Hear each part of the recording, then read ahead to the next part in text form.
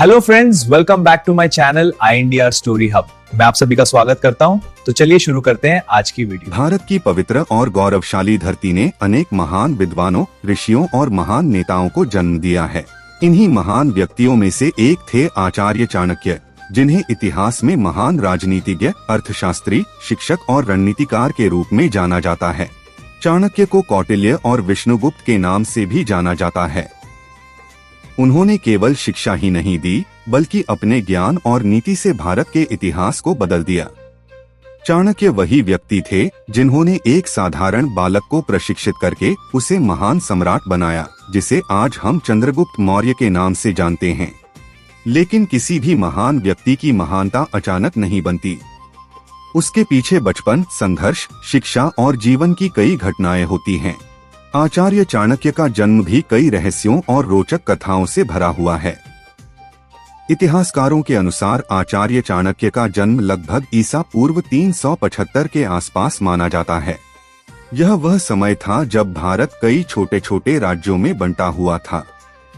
उस समय मगध का राज्य सबसे शक्तिशाली माना जाता था। उस समय भारत में ज्ञान, शिक्षा और दर्शन की परंपरा बहुत मजबूत थी। कई महान गुरुकुल और विश्वविद्यालय मौजूद थे, जहां दूर दूर से विद्यार्थी शिक्षा लेने आते थे। इन्हीं महान शिक्षा केंद्रों में से एक था तक्षशिला यूनिवर्सिटी, जो प्राचीन भारत का सबसे प्रसिद्ध विश्वविद्यालय माना जाता था। आचार्य चाणक्य के जन्म स्थान के बारे में इतिहासकारों के बीच कुछ मतभेद पाए जाते हैं। कुछ इतिहासकारों के अनुसार उनका जन्म तक्षशिला के आसपास हुआ था। उस समय यह क्षेत्र शिक्षा और संस्कृति का बहुत बड़ा केंद्र था। वहीं कुछ विद्वान मानते हैं कि उनका जन्म दक्षिण भारत में हुआ था और बाद में वे शिक्षा प्राप्त करने के लिए तक्षशिला गए। हालांकि ज्यादातर इतिहासकार इस बात से सहमत हैं कि उनका बचपन शिक्षा और संस्कारों से भरे वातावरण में बीता था। चाणक्य का जन्म एक ब्राह्मण परिवार में हुआ था। उनके पिता का नाम चणक बताया जाता है। कहा जाता है कि उनके पिता बहुत विद्वान और धर्मपरायण व्यक्ति थे। चाणक्य के पिता चाहते थे कि उनका पुत्र एक महान विद्वान बने और समाज की सेवा करे। इसलिए उन्होंने बचपन से ही चाणक्य को शिक्षा और संस्कारों की शिक्षा देना शुरू कर दिया। चाणक्य बचपन से ही असाधारण रूप से बुद्धिमान थे। वे बहुत तेज दिमाग के थे और हर विषय को जल्दी समझ लेते थे। उनकी स्मरण शक्ति भी बहुत अद्भुत थी। कहा जाता है कि वे एक बार जो पढ़ लेते थे उसे कभी नहीं भूलते थे। चाणक्य के जन्म से जुड़ी एक प्रसिद्ध कथा बहुत प्रसिद्ध है। कहा जाता है कि जब चाणक्य का जन्म हुआ तो उनके दांत पहले से ही निकले हुए थे।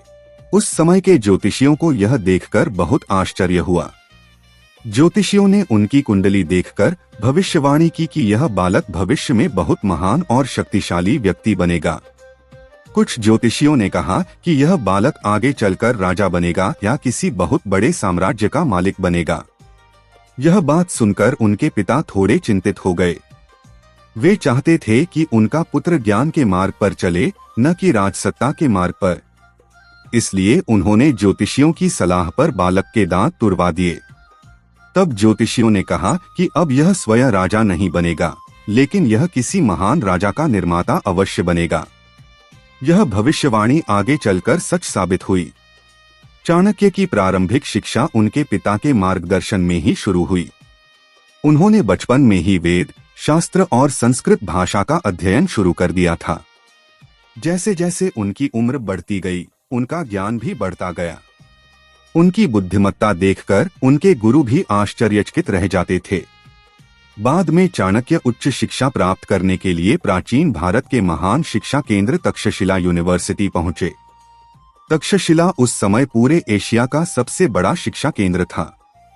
यहाँ भारत ही नहीं बल्कि कई दूसरे देशों से भी विद्यार्थी पढ़ने आते थे। यहाँ चाणक्य ने कई विषयों का गहराई से अध्ययन किया, जैसे राजनीति, अर्थशास्त्र, कूटनीति, युद्धनीति, समाजशास्त्र, प्रशासन। चाणक्य इन सभी विषयों में अत्यंत कुशल हो गए। अपनी शिक्षा पूरी करने के बाद चाणक्य तक्षशिला विश्वविद्यालय में ही शिक्षक बन गए। वे बहुत कठोर लेकिन न्यायप्रिय गुरु थे। उनकी शिक्षा पद्धति बहुत व्यावहारिक थी। वे केवल किताबों का ज्ञान नहीं देते थे, बल्कि जीवन में सफलता पाने की नीति भी सिखाते थे। उनके शिष्य उनसे बहुत प्रभावित होते थे।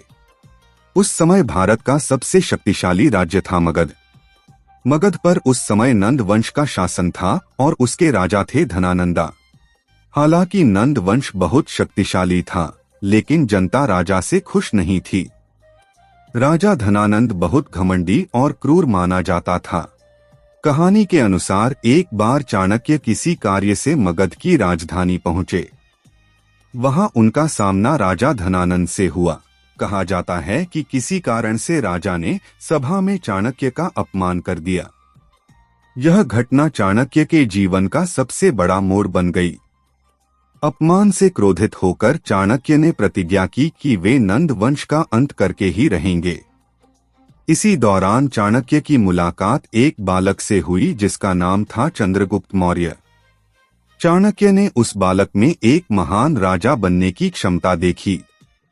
उन्होंने चंद्रगुप्त को अपने साथ लिया और उसे शिक्षा देना शुरू किया। मौर्य साम्राज्य की स्थापना। चाणक्य ने कई वर्षों तक चंद्रगुप्त को युद्ध नीति और राजनीति की शिक्षा दी। अंततः चंद्रगुप्त ने नंद वंश को पराजित कर दिया। इसके बाद भारत में महान मौर्य एम्पायर की स्थापना हुई। चाणक्य ने राजनीति और प्रशासन पर एक महान ग्रंथ लिखा जिसका नाम है अर्थशास्त्र। यह ग्रंथ आज भी राजनीति, प्रशासन और अर्थशास्त्र का एक महान ग्रंथ माना जाता है। निष्कर्ष: आचार्य चाणक्य का जीवन इस बात का प्रमाण है कि ज्ञान, बुद्धि और दृढ़ संकल्प से इतिहास बदला जा सकता है। उनका जन्म केवल एक व्यक्ति का जन्म नहीं था, बल्कि वह भारत के इतिहास में एक नए युग की शुरुआत थी। उनकी नीतियां और विचार आज भी लोगों को प्रेरित करते हैं। आचार्य चाणक्य का नाम हमेशा भारत के महानतम विद्वानों और रणनीतिकारों में लिया जाएगा।